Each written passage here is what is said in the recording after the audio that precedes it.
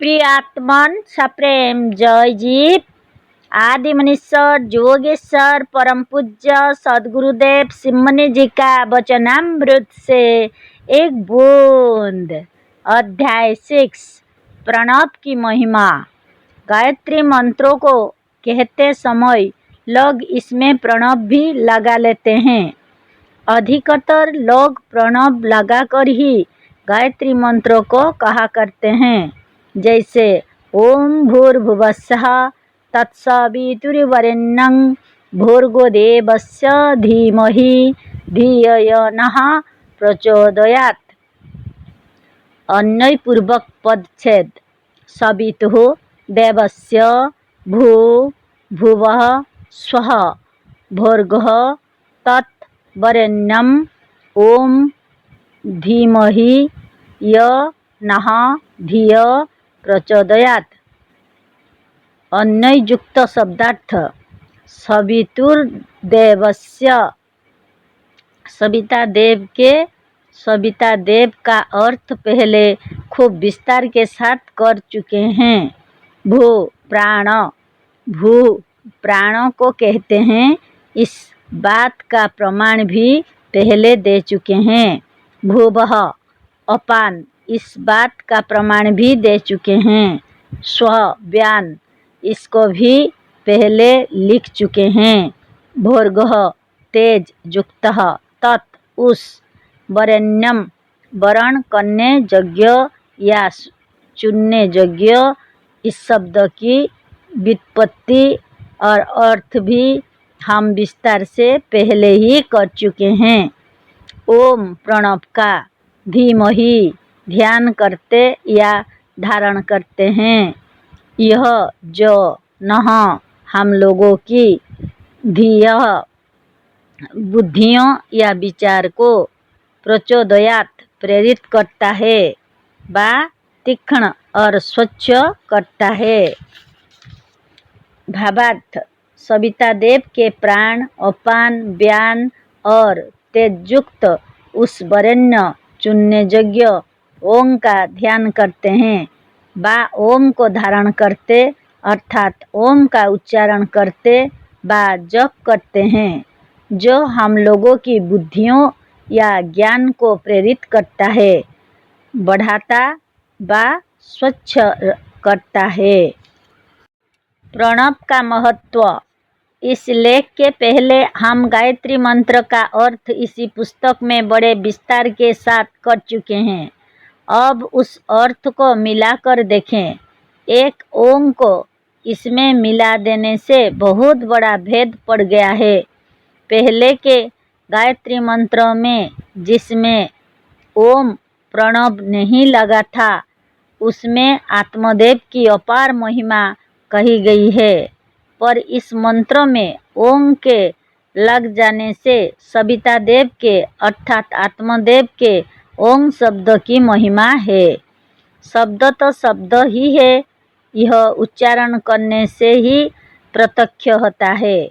ओम यह शब्द है और शब्दमय होने से रूप रहित है, अरूप है, अक्षर है। ओम का यह अक्षरबद्ध रूप, चाहे ओम ऐसा हो या ओम ऐसा हो, सब कल्पित है। जिन अक्षरों को हम लोग बोलते हैं, यदि उन सबों का सचमुच जैसा ही टेढ़ा मेढ़ा रूप हो तो उनके समूहों का शब्द बनाकर उच्चारण करते समय वे निश्चय गले में अटक जाए। अक्षर तो अक्षर है, अरूप है। इनका प्रत्यक्ष कर्णेंद्रियों द्वारा होता है, आँख द्वारा नहीं। इसका उच्चारण एक विशेष आसन में स्थित होकर और आँख बंद करके एक विशेष विधि द्वारा किया जाता है। इसके उच्चारण की ठीक विधि को जानकर यदि ध्यान पूर्वक किया जाए तो इस ओम के उच्चारण मात्र से योग के यम, नियम, आसन, प्राणायाम, प्रत्याहार, धारणा, ध्यान और समाधि, इन 8 अंगों का अच्छी तरह से पालन हो जाता है और मनुष्य इस ओम को ठीक विधि से जपते जपते 25 और 30 मिनट में भी 30 मिनट में ही समाधिस्थ होकर परम पद को प्राप्त होता है। प्रणव द्वारा प्राणायाम। लोग नाक दबाकर प्राणायाम करते समय ओम का उच्चारण मन में किया करते हैं और इसी ओम के उच्चारण काल की संख्या करके अपने प्राणायाम के समय या मात्रा को नियत करते हैं। नाक दबाकर ओम नहीं करना चाहिए, किंतु सच्ची बात तो यह है कि ठीक विधि से ओम का उच्चारण करने से प्राणायाम आप से आप हो जाता है। आप से आप बिना रोके प्राण रुक जाता है और फिर भीतर ही आप से आप अपने निज में ओम ओम होता रहता है, जिसे अपनी आत्मा स्पष्ट सुन सकती है, क्योंकि यह आत्मा ही ओम है। इसी का नाम ओम है। बालक भी अपने को बताते समय ओम ओम कहता है। बड़ा होने पर अपने को बताते समय अहम और मैं कहा जाता है। बेहोशी से या सोकर जागे ही ओम ओम करता है, वही ओम है। और वही खाकर खूब संतुष्ट और पुण्य होने पर डकार कर कहता है ओम। ओम की उच्चारण विधि ठीक हुई, इसकी पहचान यह है कि जब इसके उच्चारण मात्र से योग के 8 अंगों का पालन हो जाए तो जानिए कि इसका उच्चारण ठीक हो रहा है। जब इस ओम के उच्चारण मात्र से समाधि लग जाए तब जानिए कि आपका उच्चारण ठीक हो रहा है। जिस विधि से ओम का उच्चारण करते करते अपने भीतर शांति और ब्रह्मानंद की लहर उठने लगे, तब जानिए उच्चारण ठीक हो रहा है। यही पहचान है। आपके गुरु चाहे कितने भी बड़े हो, पर यदि उनकी बताई हुई विधि से ओम का उच्चारण करने पर योग के 8 अंगों का पालन नहीं होता और मन में एक अद्भुत सुख शांति और ब्रह्मानंद का स्वाद नहीं आ रहा है, तो जानिए आपके गुरु ने ओम के उच्चारण की जो विधि बतलाई है वह अशुद्ध है। इसके उच्चारण की ठीक ठीक विधि जानने के लिए आप मुनि समाज के प्रशिक्षित योग शिक्षक से मिले। बिना उनसे सीखे इस ओम के उच्चारण की ठीक विधि आपको नहीं मिल सकती। महामंत्र के उच्चारण की विधि। इस ब्रह्मानंद के देने वाले, इस शांति सुख के देने वाले और इस योग पद पर पहुंचाने वाले ओम के उच्चारण की विधि को लिखकर बतलाना असंभव है। यह तो सामने बैठकर ही बतलाया जा सकता और सीखा जा सकता है।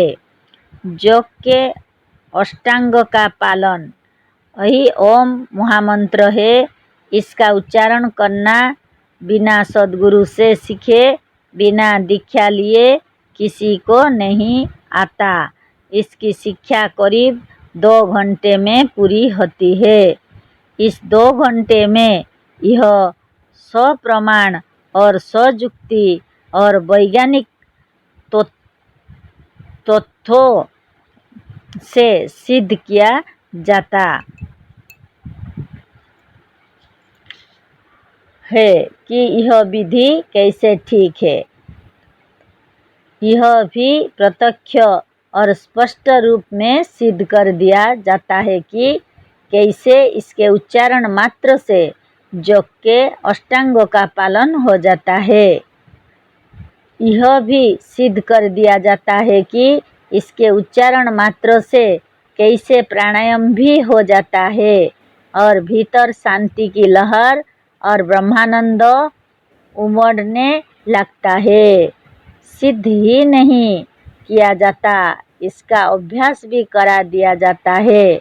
सामने बैठा कर बार बार उच्चारण करके, ठीक ठीक उच्चारण करके सिखा दिया जाता और बता दिया जाता है। प्रणव द्वारा स्वास्थ्य। प्रणव के उच्चारण से शरीर के भीतर वाले शरीर के रक्षक जीवाणु और रक्ताणु आलस्य छोड़कर सचेतन, सतर्क, सशक्त, सबल और स्वस्थ हो जाते हैं। मस्तिष्क के मुरझाए हुए कोष्ठक दल या सेल्स विकसित, सशक्त और सचेतन हो जाते हैं। इससे स्वास्थ्य के साथ ही साथ बुद्धि भी तीक्ष्ण, स्वच्छ, पवित्र और बलवती होती है, जिसमें मनुष्य आत्मज्ञान का चिंतन कर जीवन मुक्त और स्वतंत्र होता हुआ परम पद को प्राप्त करता है। यही कारण है कि वेद, शास्त्रों, पुराण आदि सब इस प्रणव की महिमा गा रहे हैं। यजुर्वेद के तैत्तिरीय उपनिषद में कहा है कि ओम इति ब्रह्म, ओम इति ब्राह्मण प्रवक्ष्यन्याः ब्रह्मो प्राप्नोवानिति ब्रह्मैव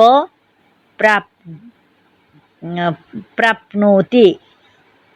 अर्थ, ओम ब्रह्म है। ओम ऐसा ब्राह्मण लोग उच्चारण करते हुए कहते हैं कि हम ब्रह्म को प्राप्त करें और इससे निश्चय करके ब्रह्म को प्राप्त कर लेते हैं।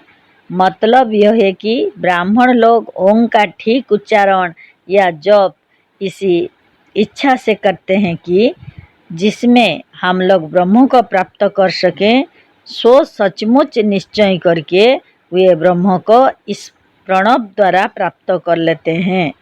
वेद का यह वचन बहुत ही स्पष्ट है। अथर्ववेद के मंडूक्य उपनिषद के आरंभ में ही कहा है कि ओम इति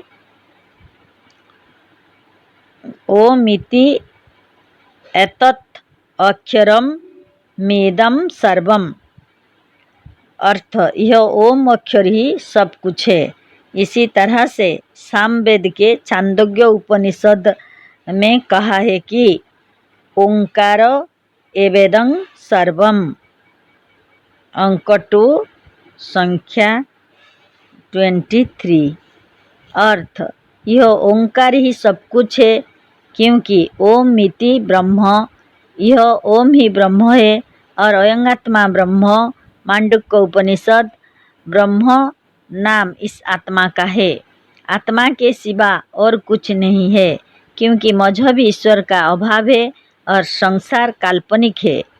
यजुर्वेद के कठोपनिषद में कहा है कि सर्व वेदा जत्पदम मामनन्ति तपांसि सर्वाणि जत वदन्ति यदिच्छन्ति ब्रह्मचर्यश्चरन्ति तत्ते पदं संग्रहेण ब्रवीमि ओमिति एतत्।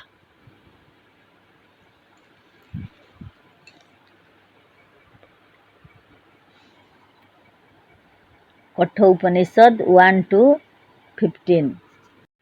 सर्व वेदा जत्पदं मामनन्ति तपांसि सर्वाणि च यत् वदन्ति यदिच्छन्ति ब्रह्मचर्यं चरन्ति तत्ते पदं संग्रहेण ब्रवीम्यमिति एतत्। अन्वयपूर्वक शब्दार्थ। कठोपनिषद 1-15।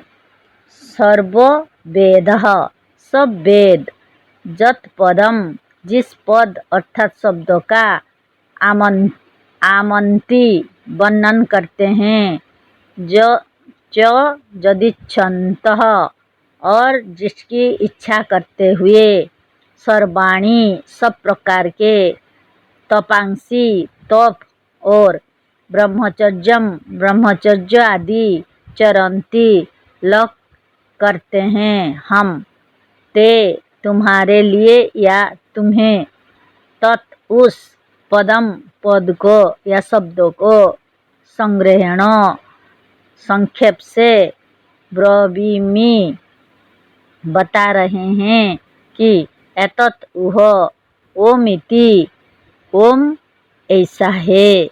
मंत्रार्थ, सब वेद जिस पद अर्थात शब्दों का वर्णन करते हैं या जिस शब्द की महिमा बखानते हैं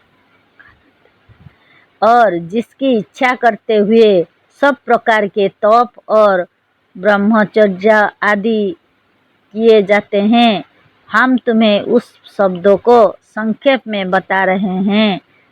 वह शब्द ओम ऐसा है।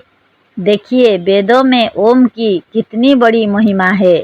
अथर्ववेद के प्रश्नोपनिषद में कहा है, एतद्वै सत्यकाम परश्चापरं च ब्रह्म जोद ओंकारः। प्रश्नोपनिषद 5 मंत्र 2। शब्दार्थ, सत्यकाम, हे सत्यकाम, एतत् यह, वे निश्चय करके, जत जो, परम च परम, पर और, अपरं च अपर, ब्रह्म ब्रह्म है वही, ओंकार ओंकार है। मंत्रार्थ, हे सत्यकाम, यह निश्चय करके जो पर और अपर ब्रह्म है वह ओंकार है। सामवेद के छांदोग्योपनिषद के अध्याय 1 खंड 4 के मंत्र 44 को देखिए, नीचे दिया जाता है, जोदा बा रुचमाप्नो त्वमि ते बाति स्वरस् स्वयंवः सामैवं जजुरेश ओं स्वरः जदेतदक्षरः मेत अमृतं भयं तप विश्वदेवा अमृता अभया अभवन्। मंत्र का भावार्थ, ऋग्वेद के मंत्रों को जब कोई कहता है तो ओम ऐसा पहले कहकर ही कहता है। इसी तरह से सामवेद के मंत्रों को गाने के पहले और यजुर्वेद के मंत्रों को भी कहते समय ओम कहा जाता है। वह वही स्वर है। वेद में मंत्रों का उच्चारण करने के पहले जो स्वर कहा जाता है वह स्वर कौन है? वह वही ओम स्वर है। यह जो अक्षर है यह अमृत और अभय रूप है। इसमें प्रविष्ट होकर इसी गुण के समान देवगण भी अमृत और अभय को हो गए थे। गीता में भी कहीं श्री कृष्णचंद्र ने कृष्ण कृष्ण या राम राम जपने के लिए नहीं कहा है। सारी गीता देख जाइए, कहीं कृष्ण कृष्ण या राम राम कहने की बात नहीं लिखी है।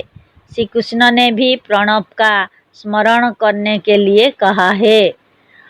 कृष्ण कृष्ण रामा रामा करने वालों ने इस पर कभी ध्यान नहीं दिया। श्री कृष्ण ने गीता में स्पष्ट ही कहा है कि ओमिति एकाक्षरं ब्रह्म व्याहरन् माम अनुस्मरन् ज प्रयाति त्यजन् देहं स जाति परमां गतिम्।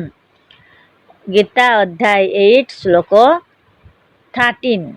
इस श्लोक में श्री कृष्ण ने ओम इस अक्षर को ही ब्रह्म कहा है और यह माना है कि इसी को स्मरण करता हुआ साधक परम गति को प्राप्त होता है। इसी तरह से शिव संहिता के पटल 3 श्लोक 53 में शिव जी ने कहा है कि ततः रहस्योपविष्टः साधकः संयतेन्द्रियः प्रणवं प्रजप्ये दीर्घं विघ्नानां नाशो हेतवे। अर्थ, तब एकांत में बैठकर साधक इंद्रियों को रोककर प्रणव को दीर्घ मात्रा में विघ्नों का नाश करने के लिए जपे। जग के सबसे बड़े विघ्न रोग, अज्ञान, निर्बलता और आलस्य आदि है। यह सब इस प्रणव के जपने से दूर होते हैं। दीर्घ मात्रा में जपने से क्या मतलब है और दीर्घ मात्रा में प्रणव का जप कैसे किया जाता है, इनको हमारे शिष्य या मुनि समाज के प्रशिक्षित योग शिक्षक मंत्र की दीक्षा देते समय बता देंगे। इस प्रणव उपासना का साधन आरंभ करने में देरी नहीं करनी चाहिए। शुभस्य शीघ्रम वाक्य के अनुसार शुभ कार्यों के करने में देरी लगानी ठीक नहीं है। योग चूड़ामणि में कहा है, शुचिर्व्यापी ज जपेत प्रणवं सदा स न लिप्यति पापेन पद्मपत्रं मीमांसः। पवित्र हो या अपवित्र हो, जो सदा प्रणव को जपता है वह पाप से लिप्त नहीं होता। जैसे कमल का पत्र पानी में रहकर भी पानी से अलिप्त रहता है। यजुर्वेद के 40वें अध्याय का 15वां मंत्र है, ओम क्रोतः स्मरः क्लीबे स्मर कृतं स्मर। फिर इसी अध्याय का 17वां मंत्र देखिए, ओम खं ब्रह्म भावार्थ, हे क्रोतो अर्थात हे मन, दीर्घ मात्रा में ओम का स्मरण कर अर्थात सुमिरन कर और इसके सिवा अपने शुभ कर्मों का भरोसा कर। ओम यह अक्षर या निराकार ब्रह्म है। इस तरह से सब पुराणों, वेदों और अनेक शास्त्रों में ओम की महिमा भरी हुई है।